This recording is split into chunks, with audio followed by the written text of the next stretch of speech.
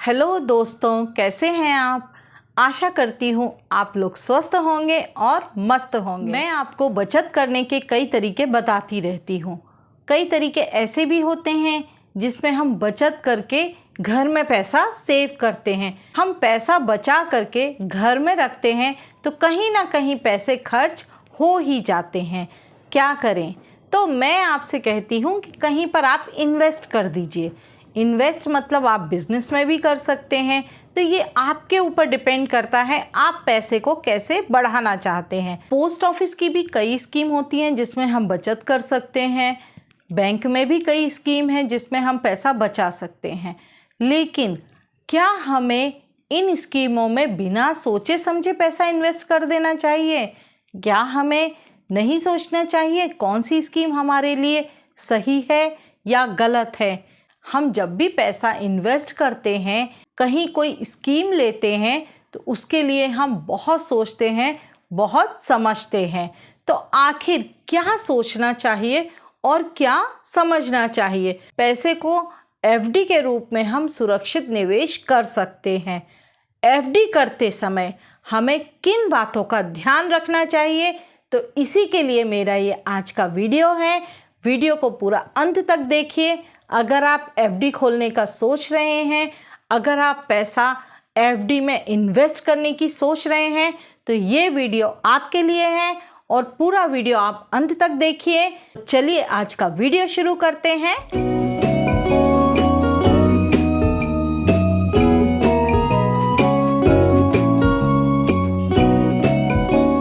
नमस्कार दोस्तों, मेरा नाम शिखा है और आप देख रहे हैं Shikha tips and vlogs channel. FD करते समय हमें क्या देखना है, किन बातों का ध्यान रखना है? क्या एफडी हमारे लिए सेफ है? कौन सी एफडी करनी थी? कितने सारे प्रश्न हमारे दिमाग में हैं। क्या करना सही है और क्या करना सही नहीं है? किस तरह से हम सोचें, किस तरह से हम पैसे को एफडी में इन्वेस्ट करें? तो इस वीडियो में मैं आपको बताऊंगी कि एफडी करते समय किन बातों का ध्यान रखना चाहिए। एफडी एक सुरक्षित और स्थिर रिटर्न देने वाला बहुत अच्छा निवेश विकल्प है। इसमें आपको गारंटीड बहुत अच्छा रिटर्न मिलता है। लेकिन हमें किन बातों को ध्यान में रखते हुए एफडी लेनी चाहिए? एफडी में निवेश करने के पहले कुछ महत्वपूर्ण बातों का ध्यान रखना ज़रूरी है ताकि हम बेहतर ब्याज और बेहतर लाभ प्राप्त कर सकें।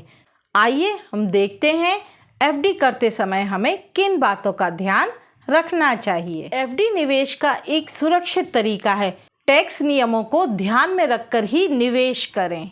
समझदारी से निवेश करने पर आप ज़्यादा से ज़्यादा लाभ ले सकते हैं। इसके अंतर्गत सबसे पहला है सही बैंक का चुनाव करना। सभी बैंकों की ब्याज दरें अलग अलग होती हैं।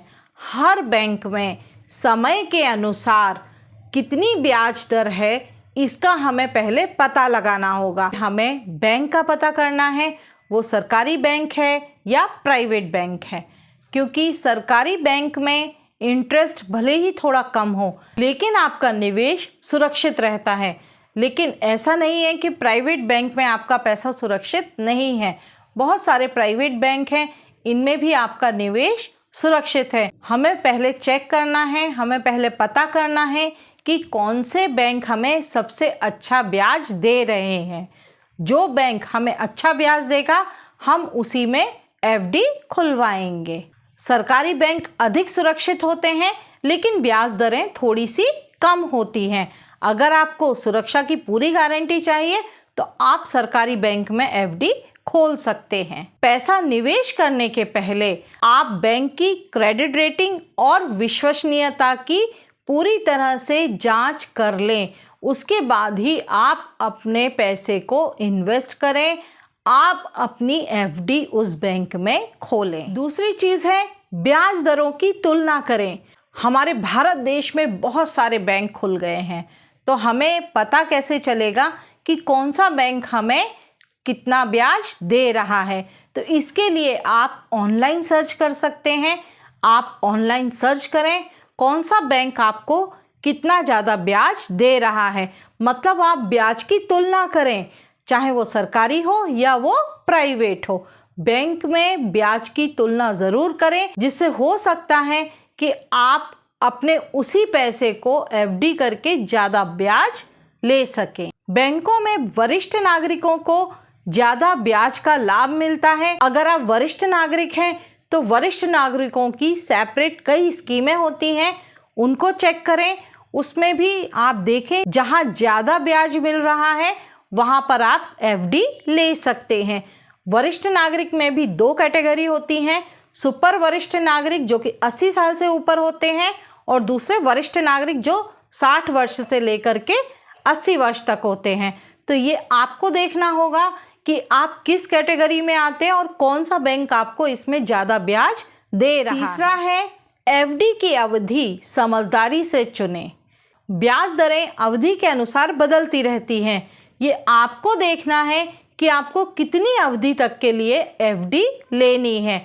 आप कितनी अवधि तक के लिए अपने पैसे को इन्वेस्ट कर सकते हैं। अपनी अवधि के अनुसार आप एफडी लीजिए, उसी के हिसाब से आपको ब्याज का फायदा मिलेगा। आपको अवधि किस तरह से चुनना है, इसके लिए मैं आपको कुछ पॉइंट्स बताती हूँ। जैसे शॉर्ट टर्म एफडी, ये 1 से 3 साल के लिए बेहतर लिक्विडिटी देता है। आप चाहें तो 1 से 3 साल तक की एफडी ले सकते हैं। नेक्स्ट, लॉन्ग टर्म एफडी होती है, जो कि आपकी टैक्स सेविंग के लिए होती है। लॉन्ग टर्म एफडी ये 5 साल से अधिक के लिए होती है। ये आपके टैक्स सेविंग के लिए होती है। आप अगर टैक्स बचाना चाहते हैं तो आप लॉन्ग टर्म एफडी ले सकते हैं। एफडी में जो इंटरेस्ट रेट है, जो ब्याज दरें हैं, वो टाइम के हिसाब से बदलती रहती हैं। तो हमेशा चेक करते रहें कि कितने टाइम की कौन सी एफडी आपको कितना ब्याज दे रही है। हमेशा चेक करें। जब भी आपको लगता है कि कम टाइम में ज़्यादा ब्याज मिल रहा है तो उसमें आप तुरंत पैसा इन्वेस्ट कर सकते हैं। इन बातों का ध्यान रखिए, जिससे आप ज़्यादा से ज़्यादा ब्याज का फ़ायदा ले सकते हैं। फोर्थ है, ब्याज भुगतान का तरीका। बैंक अपने तरीके से जो भी ब्याज होता है उसको देता है। वो कंपाउंड इंटरेस्ट भी हो सकता है, वो आपका ईयरली इंटरेस्ट भी हो सकता है। वो बैंक के ऊपर है कि वो आपको कंपाउंड देगा या ईयरली देगा। वो त्रैमासिक भी हो सकता है, 3 महीने में भी मिल सकता है। ये बैंक के ऊपर होता है। आपको एफडी करने के पहले ये चेक करना है कि बैंक आपको किस तरह ब्याज का भुगतान कर रहा है। ये बैंक के ऊपर है कि वो आपको तिमाही ब्याज भुगतान कर रहा है या वार्षिक ब्याज भुगतान कर रहा है। 5th पॉइंट है, एफडी पर लोन की सुविधा। आमतौर पर बैंक आपको एफडी का 80 से 90% तक का लोन दे सकती है। अगर आप लोन लेना चाहते हैं तो आपकी जितनी एफडी है उस पर आप 80 से 90% तक का लोन ले सकते हैं। तो जब भी हम एफडी खोलते हैं हमें इन बातों का ध्यान रखना बहुत ज़रूरी है।